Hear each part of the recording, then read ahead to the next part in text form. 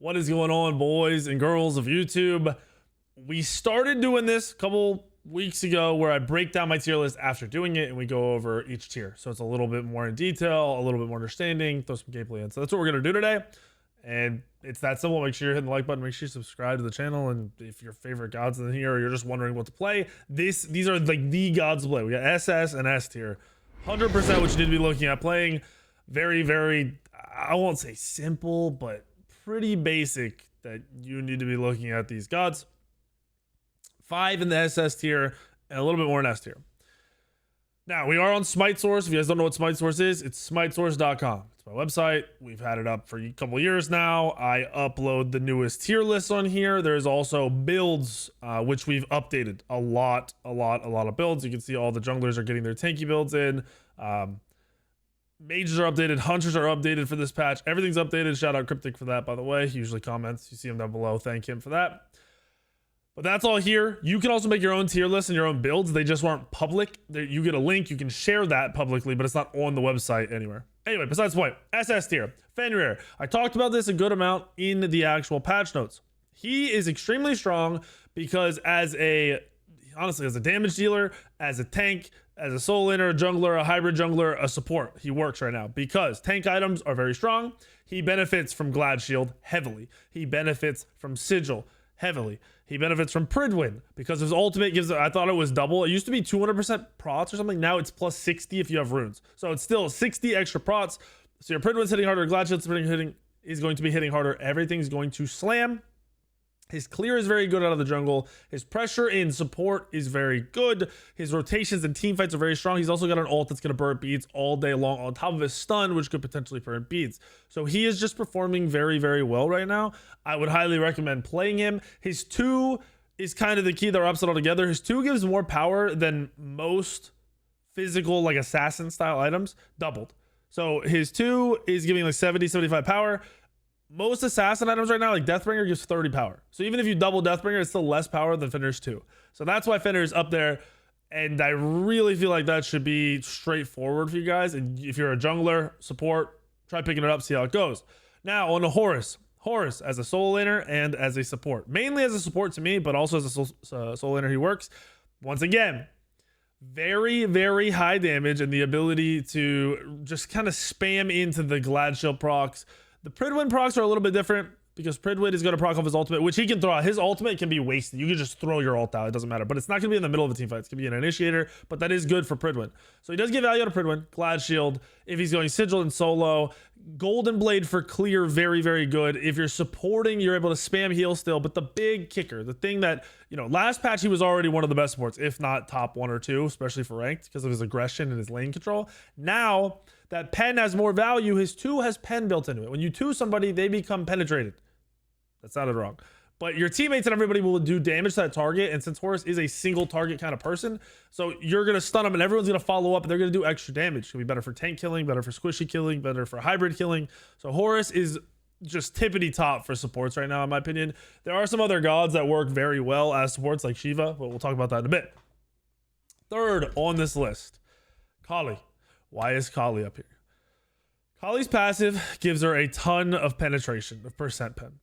She's also going to be building, just because her kit is fairly standard and her build has been very standard for a long time, she's going to be building your Xe and your Kins.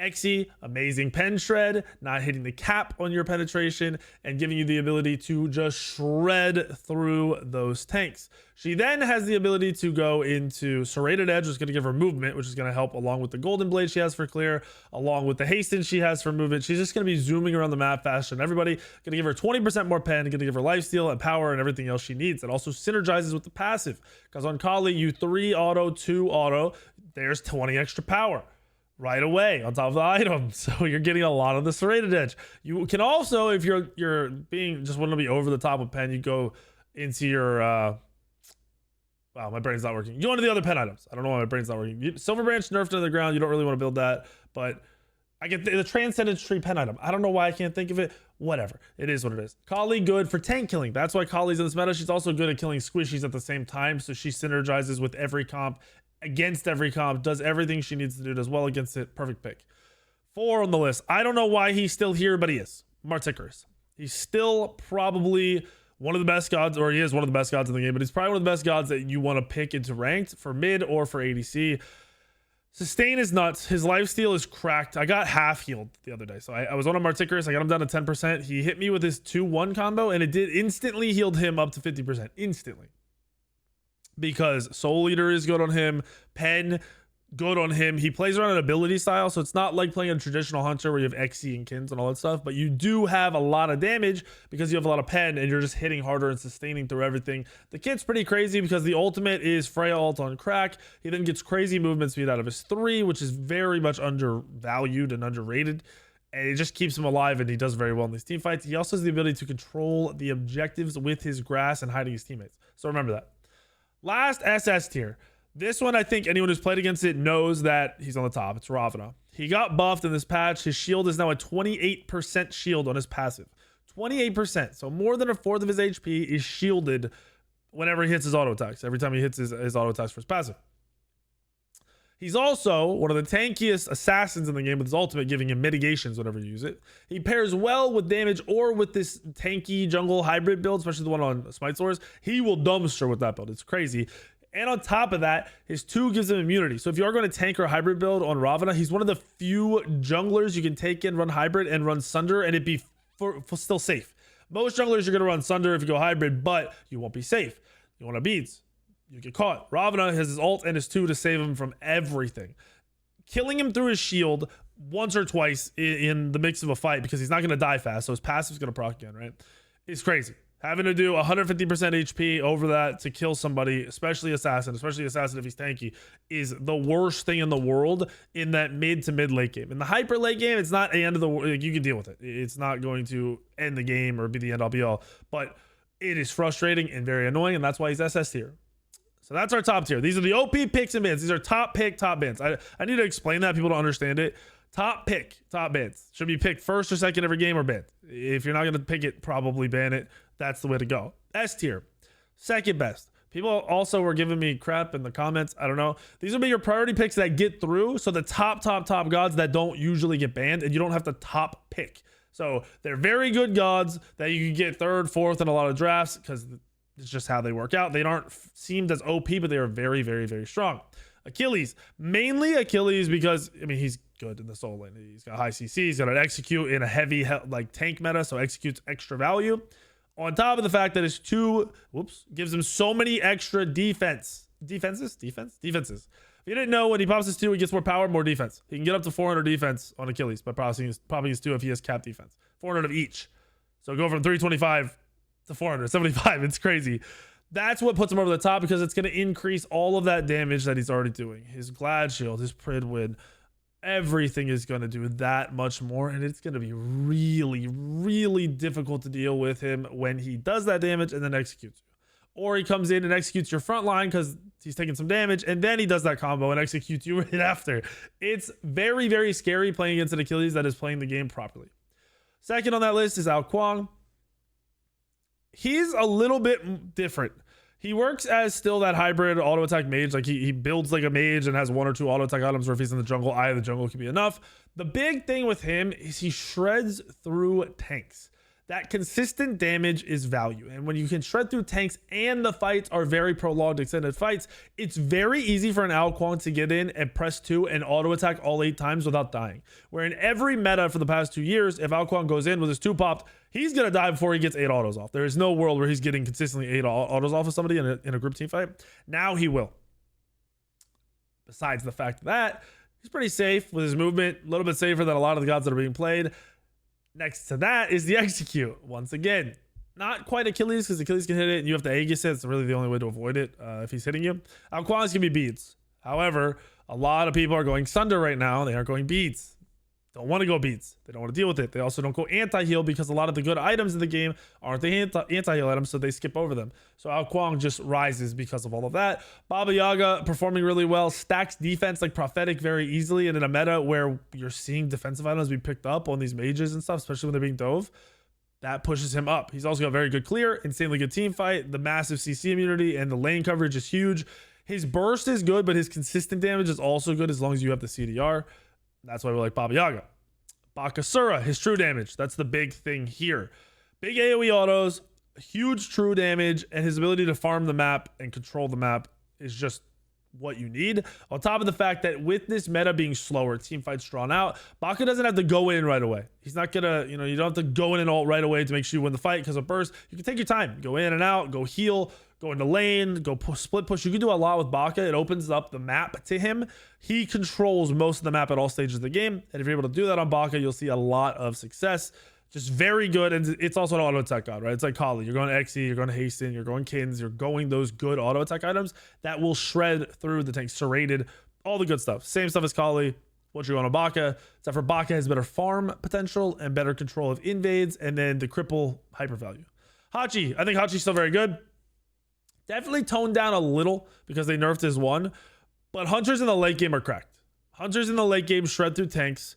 I was talking Cyclone's in my chat tonight. Cyclone's one of the SPL ADCs. Very, very good player. He was talking about how mages could be buffed a little, but in reality, right now, the game is just about balance because hunters can kill tanks.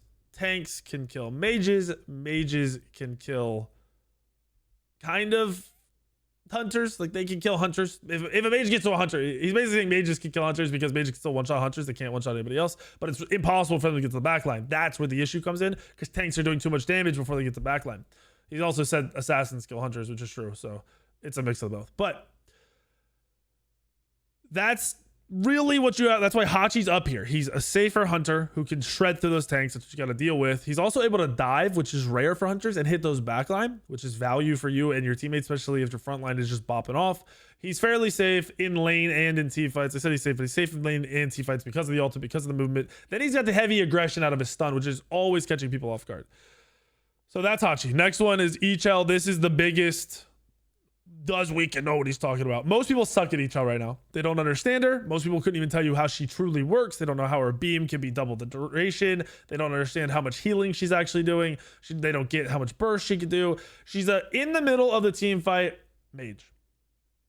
And that usually would be a problem because you're in the middle of the team fight. You get hit by AoE and just die to just mages and everyone be able to hit you. But if you're diving with a heavy frontline comp, if you have a solo support jungle tank and you're playing this mage and you're diving with them and playing in the middle of the team fight with them, you can keep all of you guys alive forever while also doing crazy damage and staying perfectly safe because of the CC between all of the characters. Your support's gonna have CC, your solo's gonna have CC, your jungle's probably gonna have CC.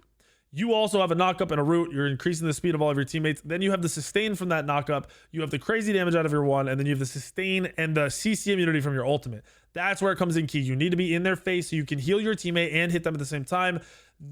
Doing that will just ruin every team fight. I truly believe this god is broken. I don't know if it's because people haven't figured it out. They haven't got comfortable with it yet. I truly think Echel is nuts. I bet you they end up buffing her because people suck at her, and then she'll be too OP. But right now, I think you take the time to figure out she's absolutely cracked. Next up on the S tier, Janus. Janus is wild. They gave percent pen him 20% pen to his ultimate. So he's one of the few mages that can very easily build a Chronos or cooldown, whatever they want, and still maintain that percent pen throughout the game without losing out on anything and sustain it through the whole game because Janus is also a good farmer because of his movement around the map. So Janus as a mid lane mage is probably my favorite. It's definitely still a higher skill mage and you are going him damage, which is why I really like it. I think having him on most teams is very valuable. This map, while the map didn't get wider, it feels bigger because the lanes in the mid lane, the lanes through the jungle are all wider and have more gaps in them. So it's nice to be able to move around the map through those Janus portals. Next on the S tier is Nemesis. Nemesis is a tank killer. That's why Nem is here. Plus Nem can go into like an ability auto attack build where you have a ton of pen while you also still maintain kins, able to kill tanks, able to insta kill squishies. That is big in this meta right now. So that's why Nem's going to be there. Ultimate, you can ult a tank, you can ult a squishy, kill anybody you want. That's what Nem does. Ratatoskr. Another one, if you've noticed the theme over a lot of these, either they give a ton of power off of an ability, a ton of defense off of an ability, or they pen off of their abilities. Well, this is another one. Ratatoskr's 2 steals penetrations. It takes their defense, gives it to yourself on Ratatoskr. There's an acorn for Rat that gives you 10% more protections, and you get a second use of your 2. So your 2 has 2 charges. If you're going a hybrid or a tank Rat, solo lane, jungle, whatever, that acorn on top of your 2 will destroy everybody. It will make you unkillable, and it will make all of your glad shield, your Pridwin, everything hit harder than anyone's ever expecting. You have great initiation off the ult. You also have the ult for his disengage if you're in lane, dying, gank, getting ganked, whatever. I think Rat's really undervalued right now. As a damage dealer, so you can go hybrid or tank in the jungle, but if you go damage in the jungle, you still are getting pen on the 2. It's a little bit harder to maintain it because you have to get it off and not be interrupted and not die in the time that you're getting off. But it's still a lot of pen. It's still going to increase your damage by a lot and help you kill tanks, help your team kill tanks, and that's important. After Rat, 4 left, don't worry. Serqet. Serqet is I hate Serqet right now. I love Serqet. It's my favorite god in the game, but I hate when tank Serqet is meta. It's not fun to me. Tank Serqet is nuts. Today I had a tank Serqet go like 14-2 in my game. He still lost, but he was 14-2 with second item Sonar Binding. Serqet gains a lot of value out of the tank items because her ultimate does true damage and her passive does percent health. So if you pair those with just going tanky and getting pen from Stone of Binding, from going tanky and getting items like Glad Shield of Pridwin, you're doing all that extra damage off of your ultimate. And you pair it with an Archdruid, which pairs with your, a lot of parry, by the Archdruids, and it pairs with your passive. So the passive is you get the poisons on them from hitting your 1-2 and ultimate. When the poisons are on them and you auto, it takes away 1% of their health. Well, that auto is also going to proc Archdruids. And that's going to take a lot of health away on top of the ultimate, on top of your 1-2. Your 1 also shreds protections. Another protection shredding god sitting at the top. Shocker. Never would have guessed. So that's Serqet. 3 more. Shiva. I like Shiva. Shiva's also the highest one rate in the game right now, by the way. He spiked. I don't know how that happened, but somebody sent me a screenshot. He's the highest. I don't know why. I do know why, but I don't know how it happened so fast. Shiva as a support is like Horus, but the hard carry. So with Sunder, the upgraded Sunder, with the amount of damage, because he has 4 damaging abilities, and the items that are being successful in the game, he excels. Now we're not just talking, you're still going tank when you're playing support, you're still going support sentinels. You're still that, but that's where it ends. Manicore spikes procs on pretty much everything for him. He's got a knock up, procs it. He's got a pull, procs it. And they're on short cooldowns. So on top of that, and then being able to proc the other stuff off of his 3, off of his ultimate. As a support with Sunder, he can kill you and 100 to 0 you. I have a bunch of proof. I have a video where he did out damage everyone on his team by 30,000 damage as a support Shiva with tank items and a sentinels. And it's just not fun to play against. It's probably the one god I would say right now you could go carry on from the support role. Like you truly can carry on him and be the top damage in your game when you shouldn't be. So I would say if you're a support player looking to grind ranked, Horus and Shiva are the go-tos, but I would play Shiva for hard carry. I would play Horus when I have like a real team and I'm going to play against real players. 2 left. Thanatos, execute. That's why he's at the top. It's mainly his execute. His 1 also does percent health and he's very good at tank killing. I played him a couple days ago. I played him with my version of my hybrid jungle where I go damage item and then I go mostly tank items. And I was in the late game, 3 hunters on the enemy team. They were big. I was one-shotting them. I was comboing them. After the game, it was a ranked game. It was a high rank game. After the ranked game, they were complaining about how unfair the game is. I was like, yeah, tanks are really fun. He's got pen on his 2. That's another god that has pen in his kit. So pen on his 2, value. Health damage from his 1, value. That's even good at killing hunters and killing squishies or killing tanks. And then the execute. The execute is the big thing. If you can execute out the front line and then go straight towards the back line, it's over. They can't handle themselves. The front line are way more stronger now. So if you're able to kill front line right away, game's over, you win. Last of the S tier, last that we're going to talk about tonight, Tiamat. I've had a bunch of people be like, nah, Tiamat's not that good. In rank, Tiamat is that good. CC immune ult. Remember that. Playing around a tank build works because she has 4 damaging abilities on 2 kits. Well, it is basically 4. So you got 8 abilities. So even if the base numbers aren't the highest in the world, they're pretty good. It's 8 abilities. So combine those together and pretend you have 4 abilities with that much damage on them, and you're pumping. You are doing insane damage with the god while being very tanky. And when I say tanky, I mean you can go 1, 2, 3 tank items. I played against I don't say Martichoras, a Tiamat who had book build, so book doth and tablet, and then he had warrior's axe upgraded, full build, and then he had a stone of binding and a I think he went pen. I think he had coin and another damage item like coin soul reaver. or coin E staff. I think it was coin E staff. So he's even tankier, has even more HP, and then kills tanks a little bit faster. It's ridiculous what Tiamat is capable of. I hate it. I hate that, you know, we're in this weird meta where tanks are just that good. And it's really not that fun. I also think, does Tiamat's ultimate shred still?